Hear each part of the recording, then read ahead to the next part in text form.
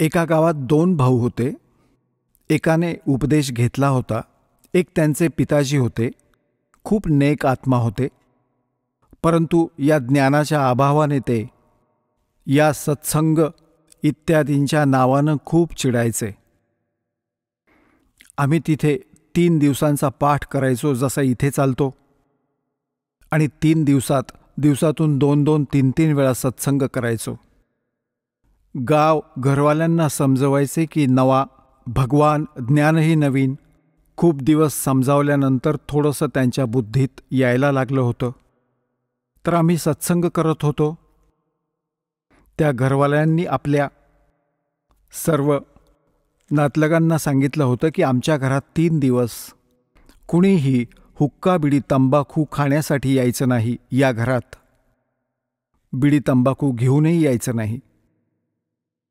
तर काय झालं की त्यांचा म्हातारा वरती गच्चीत अंगणात, उन्हाळ्याचे दिवस होते, वरती हुक्का भरून घेऊन बसला आपल्या दुसऱ्या मुलाकडे. आम्ही सत्संग करत राहिलो.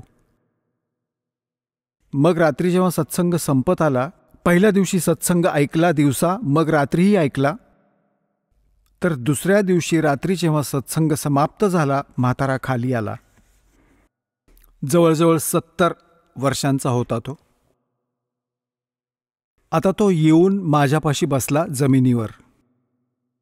आणि त्यांच्या सुनेला काय वाटलं की म्हातारा आता काय बोलेल कुणास ठाऊक महाराजांना. काय सांगावं, काय बोलेल, कारण हे काम कधी पाहिलेलं नाही आणि माहीत नाही का आलंय आता. या सगळ्याची तर चीड आहे याला खूप. तो बसला आणि डोळे पाण्यानं भरून आले त्याचे. रडू लागला. मी विचारलं, काय झालं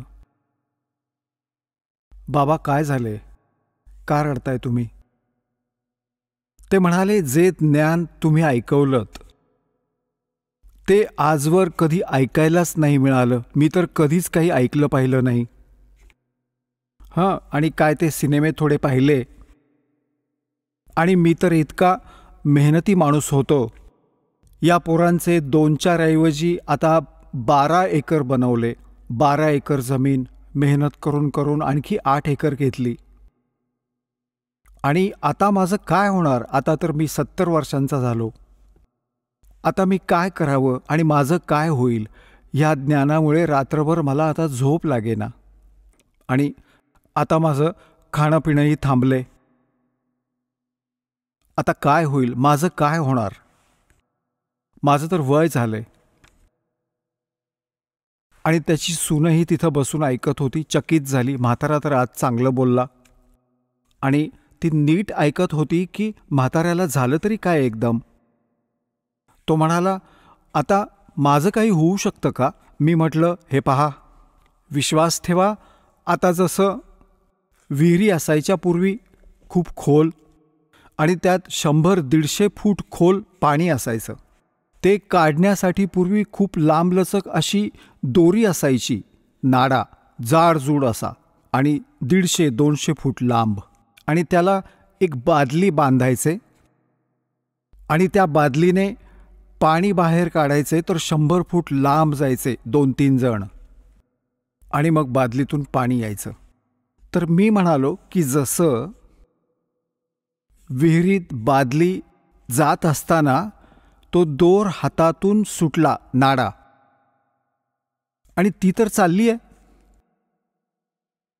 आणि धावत पळत, आणि त्या पकडण्याच्या प्रयत्नात अगदी शेवटचा 6 इंचाचा दोर जरी त्याच्या हाताला लागला, शेवटची पडता पडता अगदी 6 इंच जरी शेवटची हातात आली, पकडली, तर काय होईल? ती रस्सी, बादलीही बाहेर येईल आणि पाणीही त्यात असेल. पाण्यानेही भरलेली असेल आणि बादलीही मिळेल. काहीच गेलं नाही. आणि जर असं म्हणालं की जाऊ दे, जातीये, तर ती जाणारच आहे आणि ती तर पडणारच विहिरीत. हातातून सटकलं मनुष्य जीवन. मनुष्य जीवनाच्या अंतिम श्वासातही ही सद्भक्ती आपल्याला मिळाली, आपल्याला मनुष्य जीवन लाभेल हे नक्की समजा.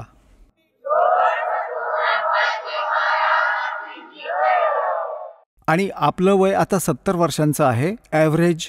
80-90 तर माणसाचं वय मानतो आपण, आणि तुम्ही तर चांगले ठणठणीत कडक दिसता आहात. आणि नाम घ्या, पण हुक्का, बिडी, तंबाखू याला हातही लावायचा नाही. आणि अन्य उपासना कुठलीही करायची नाही. ही गोष्ट गावाखेड्यात जे डेरेडारे आहेत किंवा अन्य जो समाज, पूजा, तीर्थव्रत हे नाही करायचे. ते म्हणाले की मी तर काहीच करणार नाही, मला तर पिच्छा सोडवायचा आहे, मी का करू? आणि केलं, सगळं केलं, आयुष्यभर कष्ट उचलले, मला दीक्षा द्या. त्याची सूनबाई म्हणाली, दादा हुक्का फार पितोस तू, नाम घेऊन हुक्का नाही प्यायचा. तो म्हणाला, तू बघ तर खरं, मला तर माहीतच नव्हती ही गोष्ट, आग लागू या हुक्क्याला, सोडून देईन, गाढव होईल, कुत्रा होईल, जीवनाची माती होईल माझ्या. पण संतांचे वचन आहेत हे, ते खोटे नाही होणार मुली. तर पुण्यात्म्यांनो, म्हातारपणात हा कुठे पळून जाणार? नाम घेतलं त्या भक्तानं आणि 10-15 वर्ष जगला आरामाने अगदी, मग मृत्यू पावला नि मोक्ष मिळाला. आपण ऐकत होता जगद्गुरु तत्वदर्शी संत रामपालजी महाराज यांचे मंगल प्रवचन, ज्यांच्या शुभ आशीर्वादाने संपूर्ण विश्वामध्ये 500 पेक्षा जास्त नामदीक्षा केंद्र आहेत, जिथे निशुल्क नामदीक्षा दिली जाते. निशुल्क नामदीक्षा प्राप्त करण्यासाठी आणि अधिक माहितीसाठी संपर्क करा 7030303951 7030303952. अद्वितीय आध्यात्मिक ज्ञान वाचण्यासाठी, पाहण्यासाठी आणि ऐकण्यासाठी संत रामपालजी महाराज ॲप अवश्य डाउनलोड करा किंवा आमची वेबसाईट www.jagadgururampalji.org वर विजिट करा. आम्हाला सोशल मीडियावर फॉलो करा. सर्व पवित्र धर्मांच्या पवित्र शास्त्रांवर आधारित प्रमाणित अनमोल पुस्तक ज्ञानगंगा किंवा जगण्याचा मार्ग यापैकी कोणतेही एक पुस्तक निशुल्क मागवण्यासाठी आपण आम्हाला आपले पूर्ण नाव, पूर्ण पत्ता, पिनकोड आणि फोन नंबरसह लिहून 7030303951 किंवा 7030303952 या नंबरवर SMS करू शकता किंवा 7030303950 या नंबरवर व्हॉट्सअप देखील करू शकता.